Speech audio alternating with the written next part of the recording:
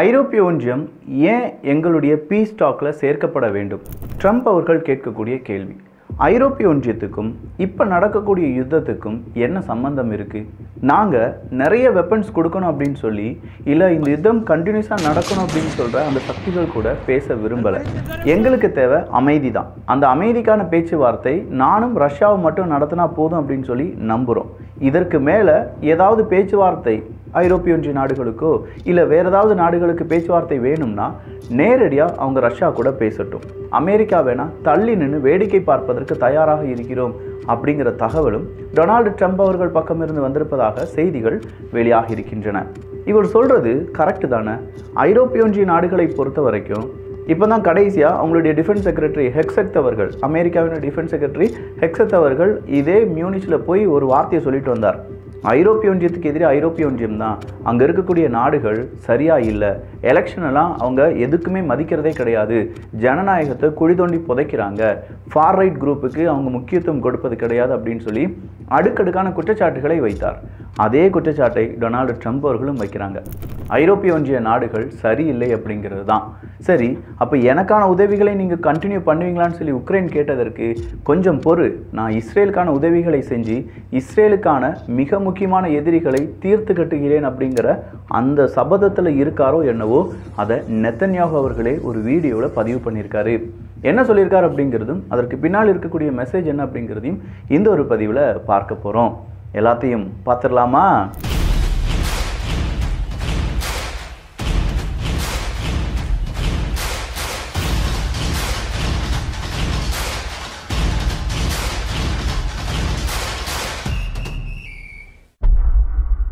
Bloomberg நிறுவனத்தை பொறுத்த வரைக்கும் இன்னைக்கு ஒரு செய்தியை வெளியிட்டிருக்கிறார்கள்.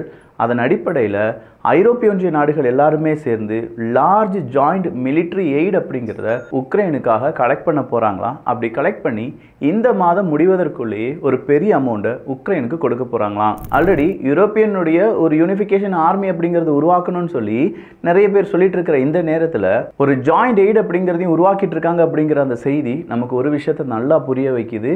ஐரோப்பிய ஒன்றியமும் அமெரிக்காவும் விலகி சென்று கொண்டிருக்கிறார்கள். காரணம் உக்ரைன் தான் அப்படிங்கிறது தான். இதில் எகிப்தினுடைய கிங்கும் அங்கே இருக்கக்கூடிய அரசியல்வாதிகளும் ஒரு உண்மையை சொல்லியிருக்காங்க. இப்போ நடக்கக்கூடிய இந்த விஷயங்கள்லாம் பார்க்கும்போது ஒருவேளை இஸ்ரேல் மறுபடியும் பாலஸ்தீனத்துக்கு எதிராக, காசாவுக்கு எதிராக அவங்களுடைய தாக்குதலை நடத்த ரெடி ஆகிட்டு இருக்காங்க போல. அப்படி ஏதாவது காசா பாலஸ்தீனத்துக்கு எதிராக தாக்குதல் நடத்துகிறார்கள் என்றால் நாங்கள் பாலஸ்தீன மக்கள் கூட தான் நிற்போமே தவிர இஸ்ரேல் கூட நிற்க மாட்டோம் அப்படிங்கிறது தான் இப்போ எகிப்திலிருந்து வந்திருக்கக்கூடிய செய்தி. சரி, எகிப்து ஏன் இந்த மாதிரியான செய்தியை கொடுக்க வேண்டும்? இந்த பிரச்சனை பெருசாக எகிப்துக்கும் ஜோர்டானுக்கும் தான் ரொம்ப பெரிய சிக்கல். டொனால்டு ட்ரம்ப் அவர்கள் ஆல்ரெடி காசா கிளன்சிங் அப்படிங்கிறதுக்கான ஒரு பிளானை சொன்னார். அதில் எத்தனிக் கிளன்சிங் அப்படிங்கிறது ரொம்ப இம்பார்ட்டன்ட். அங்கே இருக்கக்கூடிய மக்களை வெளியேற்றுங்கள், ஜோர்டான் பகுதி அந்த பக்கமாக எகிப்து பாதி எடுத்துக்கோங்க அப்படின்னு சொல்லி டொனால்டு ட்ரம்ப் அவர்கள் சொன்னதில் இப்போதும் அவர் அப்படியே தான் இருக்கார். நாங்கள் காசாவை டேக் ஓவர் பண்ணிக்கிறோம், அதுக்காக எங்களுடைய இராணுவத்தை நாங்கள் அனுப்பணும், விலை கொடுத்து வாங்குகிறோம் அப்படிங்கிறதுலாம் கிடையாது, அது எங்களுடைய பூமி தான், ஏகப்பட்ட உதவிகளை நாங்கள் செஞ்சுருக்கோம். ஸோ காசாவை ரீபில்டு பண்ணுறதுக்கு 20 வருடங்கள் எடுக்கலாம், அது வரையிலும் எங்களுடைய இராணுவம் அங்கே நிற்கட்டும், நாங்கள் தேவையான விஷயங்கள்லாம் செஞ்சு முடிக்கும்போது காசாவை ரீபில்டு பண்ணிவிட்டு மறுபடியும் மனிதர்கள் இங்கே கொண்டு வரலாம். இந்த மாதிரியான பிளானில் தான் இஸ்ரேல் மற்றும் அமெரிக்கா கூட்டு சேர்ந்து முயற்சிகளில் ஈடுபட்டு இருக்காங்க.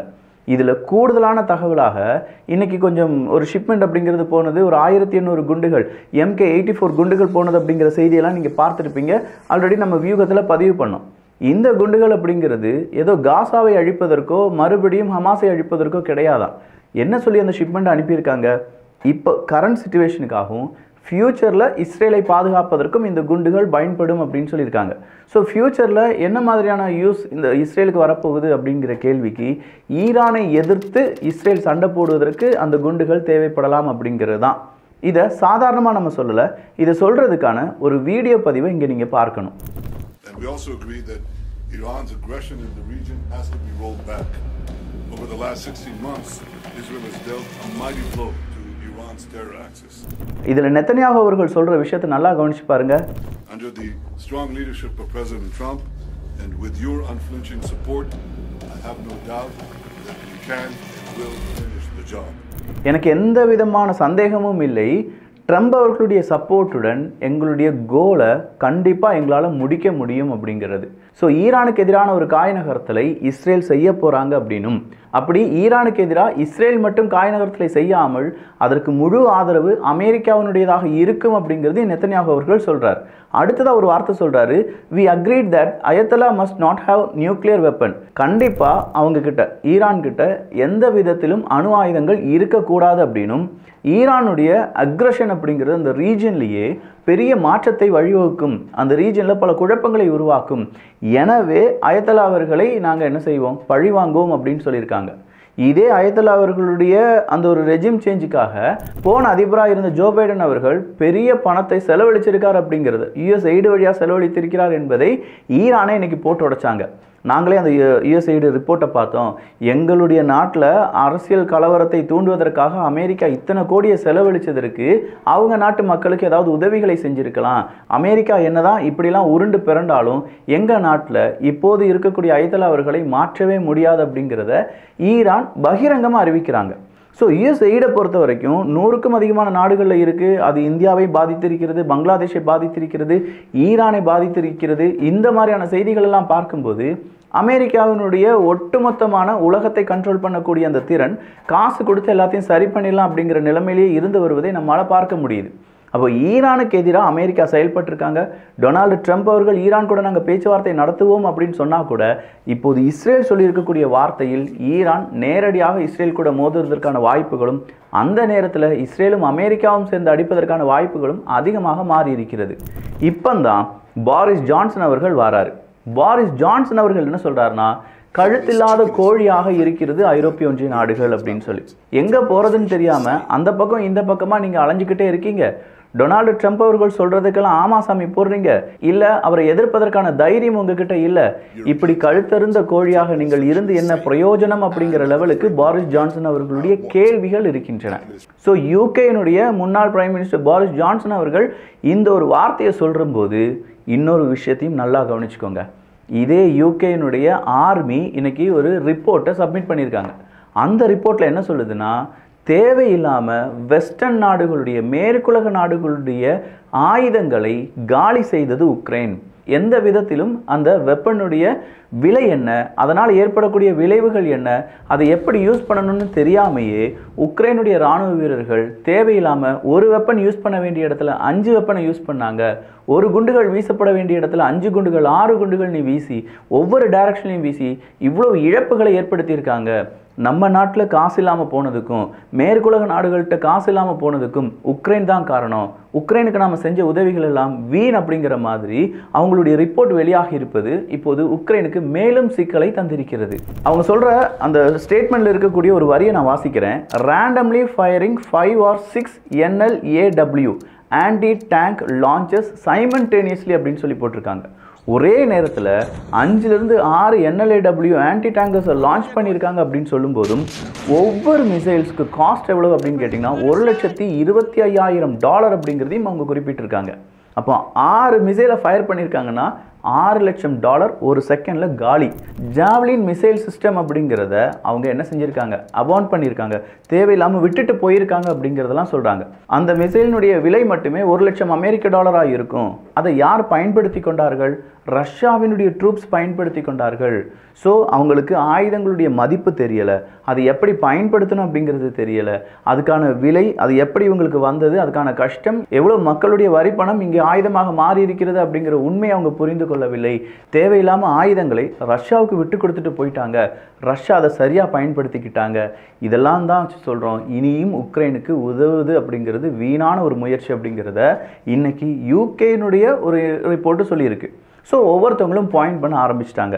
அமெரிக்கா கலண்டு போகிறது அப்படின்னு சொன்ன உடனே யூகே இப்போ பாயிண்ட் பண்ணுறாங்க, நீ தானப்பா காரணம் உக்ரைன், உன்னால தான்ப்பா எங்களுக்கு இவ்வளோ இழப்புகள் அப்படின்னு சொல்கிறாங்க. அடுத்ததாக லித்துவேனியாவினுடைய பிரசிடென்ட் அவர்களுடைய கருத்து. அவர் என்ன சொல்கிறாரு, Europe should be included in Ukraine Russia negotiation அப்படிங்கிறது தான். ஸோ யூரோப் கண்டிப்பாக அதில் இன்க்ளூட் ஆகியிருக்கணும், ஏன்னா இந்த பிரச்சனை எங்களுடைய பிரச்சனை அப்படின்னு சொல்லியிருக்காரு. இதை சொல்கிறதுக்கு இன்னொரு காரணம் இருக்குது. ஜெலன்ஸ்கி அவர்களுடைய கடைசி ஸ்பீச் தான்.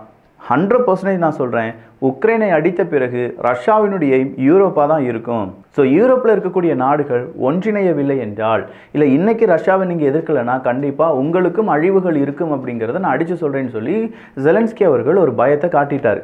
போகிற போக்கில் ஒரு சொல்லிட்டு போயிட்டாருன்னு வச்சுக்கோங்களேன்.